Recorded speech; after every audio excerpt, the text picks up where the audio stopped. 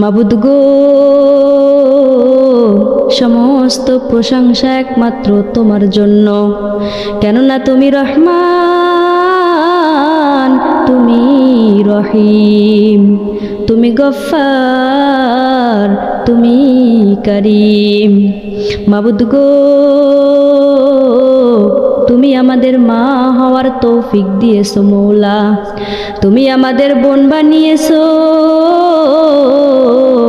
তুমি আমাদের নারী হিসেবে সম্মান দিয়েছো রে মাবুদ। আমরা কেউ তোমার যোগ্য নই, তবুও তুমি আমাদেরকে বাঁচিয়ে রেখেছো।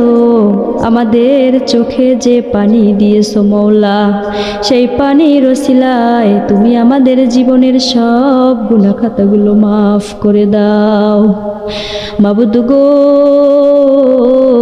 আমরা স্বীকার করছি মৌলা, আমরা ঠিকভাবে নামাজ পড়তে পারিনি, ঠিকভাবে পর্দার হক আদায়